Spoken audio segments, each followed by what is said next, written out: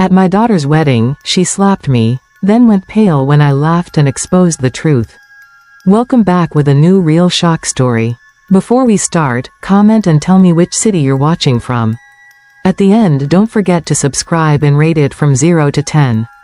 Let's enjoy the story, everyone.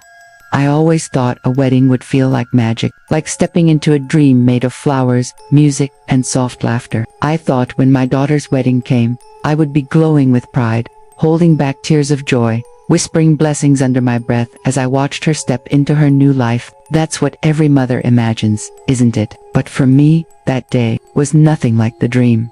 I remember waking up that morning with a strange heaviness in my chest. Everyone around me was excited, the hairdresser buzzing about curls, the planner checking every tiny detail, the relatives chatting about how perfect the ceremony would be, and yet, I felt like I was standing in the middle of a storm, only I could hear. You see, I had carried something inside me for years, a truth I had hidden so deeply, I almost convinced myself it wasn't real anymore. Almost, but secrets, they don't stay buried, they find a way to crawl up, to suffocate you, especially when you least expect them to. As I dressed, I stared at myself in the mirror. The lace of my gown shimmered under the morning light, but all I could see were the cracks in my reflection. I told myself, smile, Alec, just smile. This is her day, not yours. By the time we reached the hall, it was already overflowing with people. White roses curled around every chair, golden lights draped from the ceiling, and the scent of lavender floated in the air. Guests laughed and hugged, cameras flashed, children ran about. It was a picture-perfect scene, and yet, deep inside, I felt uneasy, like the world was holding its breath, waiting for something to break.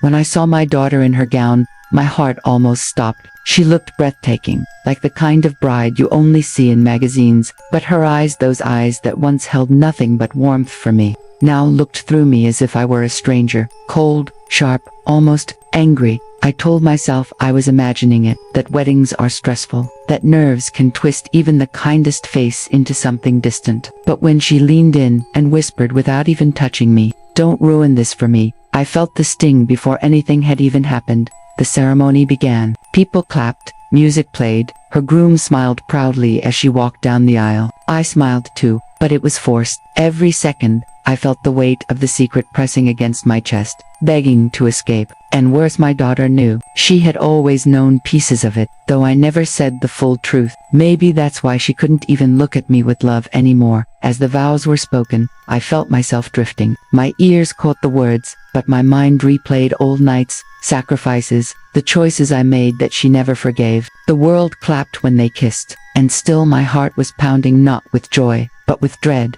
Then came the reception, music, dancing, glasses raised high. I thought maybe, just maybe, the night would pass without an eruption. But fate has its own timing, doesn't it? I stood near the stage, smiling at guests who congratulated me. And then, it happened. My daughter walked up to me, her heels clicking like a drumbeat on the wooden floor. People turned, waiting for a tender mother-daughter moment. Maybe a hug, maybe a thank you speech. Instead, she stood in front of me, her hand trembling at first, then steady, and before I could speak, before I could even breathe, she raised her hand and slapped me. The sound echoed through the hall, gasps spread like fire. The music died, forks froze midair, cameras swung to catch the scene. For 1 second, my face burned with the sting of her palm, but deeper than the pain was something worse: humiliation, betrayal, confusion. And then, as I looked at her, I saw something no one else noticed. She wasn't just angry, she was pale, her lips trembled, her eyes darted. And in that instant, I realized something terrifying. She wasn't afraid of me, she was afraid of what I might say next. The secret I carried all these years had just become the weapon she feared the most. And that was the moment I stopped being silent. The hall had quieted to a heavy, almost unbearable stillness. Every face was fixed on us, yet I felt like I was floating, detached from the world, trapped in a moment that seemed to stretch forever. My daughter stood there, trembling, her eyes wide and unblinking. I could see everything inside her: the confusion, the hurt, the betrayal, and beneath it, a flicker of fear, not fear of me, but of the truth, the thing she had suspected but never dared to confront.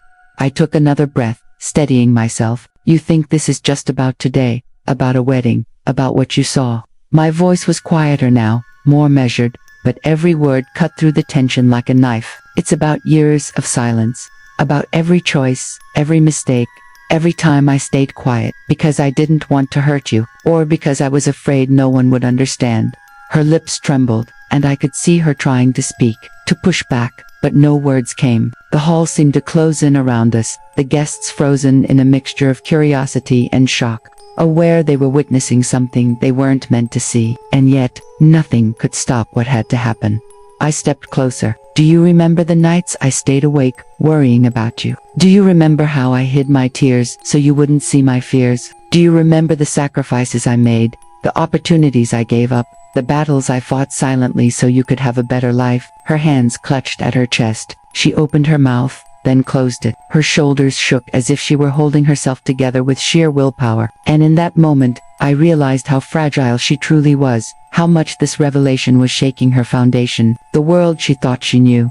The secret I had carried for years spilled out in fragments, each word sharper than the last. The things she never knew about her family, the betrayals I had endured quietly, the injustice that had shaped our lives, all revealed under the harsh light of truth. And as I spoke, I could see her resolve breaking, her composure unraveling. Do you understand now? I whispered, my voice thick with emotion. This isn't anger. This isn't hatred. This is the result of everything I tried to protect you from, everything I tried to shield you from, everything I couldn't tell you because I was afraid it would destroy you before you were ready. Her knees buckled slightly, and I caught her before she fell. The hall seemed to hold its breath, the air charged with every emotion: fear, sorrow, anger, confusion, and a glimmer of understanding. And in that suspended moment, I saw her eyes fill with tears, not just tears of pain, but of recognition. She finally saw the story behind the mother she had thought she knew.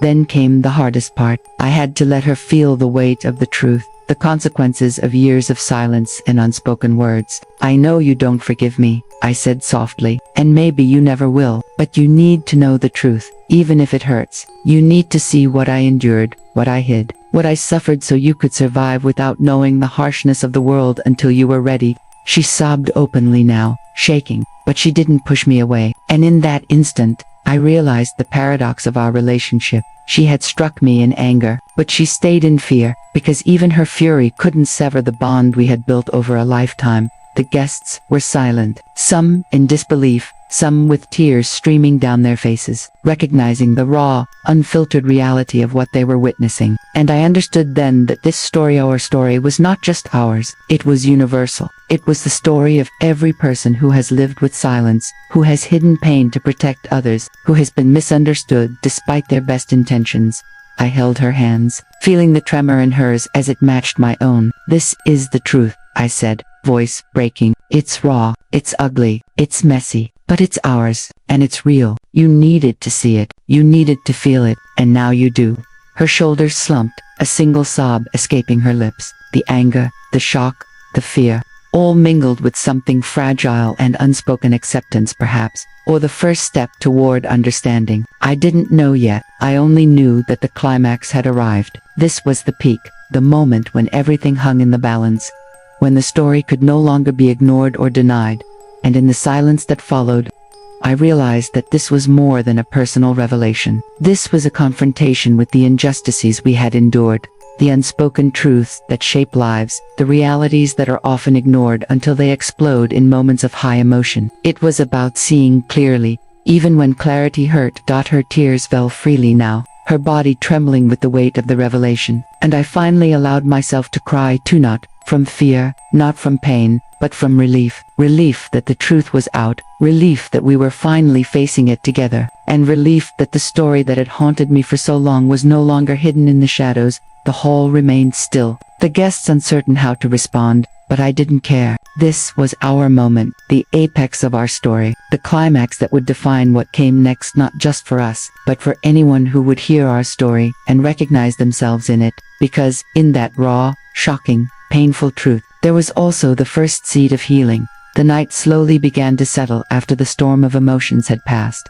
The music in the hall resumed, quieter now, almost hesitant, as if it too was aware of what had just unfolded. Guests began to mingle again, but I felt removed from it all, as though the world outside the hall didn't exist anymore. All that mattered was the space between my daughter and me, a space that had once been filled with anger, confusion, and hurt, now softened by the trembling edges of truth. I took a seat, my hands shaking, heart still racing. She stood a few feet away, leaning against a pillar. Her tears still streaked down her face, her body tense but no longer trembling with fury. Our eyes met, and in that gaze, I could see the slow beginnings of understanding. The silence between us wasn't empty. It was filled with words unspoken, with apologies we didn't yet know how to voice, with recognition of the burdens we had both carried silently for so long. "I don't know what to say," she whispered, her voice cracking. "I'm angry, but I see now. I see more than I ever did before." I nodded, tears slipping down my cheeks. "You don't have to say anything, just feel it. Understand that everything I did, everything I kept inside, it was because I loved you, even when it hurt both of us, even when it seemed like betrayal." We sat there together for a long time, the sounds of the wedding fading into the background. I thought about all the years that had led to this moment, the mistakes, the sacrifices, the silence that had weighed on me like a shadow I could never escape. And I realized something profound. Truth has a power that anger cannot destroy, a force that fear cannot silence. It may hurt at first, but it also frees. Her hand finally reached for mine, tentative, almost afraid, but when our fingers intertwined, I felt a flicker of hope. It wasn't forgiveness, not yet, but it was a start, a recognition that our bond, though fractured, could begin to mend if we let it. And that night, that fragile connection felt like the most precious thing in the world. As I reflected on the events, I thought about how often we carry our own truths silently, how often families live with unspoken pain, and how easily misunderstanding can twist love into anger. This wasn't just my story, it was the story of countless people who suffer in silence, who hide their struggles for fear of judgment or rejection, who remain unheard until the weight of truth becomes unbearable. I realized then that the hardest moments, the moments that seem impossible to survive, can also be the moments that teach us the most. They force us to confront ourselves, to see our loved ones in their full humanity, and to acknowledge that imperfection is part of life. The anger, the pain, the fear, they are all part of the journey toward understanding and connection. Later, as I watched my daughter finally smile faintly through her tears, I knew that this story would not end tonight. Healing is not instant. Forgiveness is not automatic, but the foundation had been laid, the silence had been broken, and the truth had been spoken. And sometimes, speaking the truth is the bravest act of all. I looked around the hall one last time, seeing the faces of friends and family who had witnessed our story. Some nodded subtly, some looked away, but I could sense that our experience had left its mark not just on us, but on everyone who had seen the rawness of life laid bare. It reminded me that honesty and courage ripple outward, affecting more than just the people immediately involved. And so I leave you with this. Life is messy. Families are imperfect, and love is complicated. We will all make mistakes, carry secrets, and face moments that seem impossible to survive. But it is in those moments, in the raw honesty of our hearts, that we find the chance to connect, to understand, and to heal. Sometimes the hardest truths are also the most liberating. Sometimes, the moments that break us are the ones that ultimately shape us, that teach us who we really are, and who the people we love really are. And as I hold my daughter's hand, feeling her warmth, her vulnerability, her humanity, I know one thing: the story isn't over. Not for us, and not for anyone who has ever carried a secret too heavy to bear alone. So I ask you, whoever is listening, what truths are you holding back? What silences are shaping the relationships in your life? And how long will you wait before you speak, before you let the ones you love truly see the heart behind your actions? Because sometimes, the courage to speak, the bravery to reveal, is the first and only step toward healing.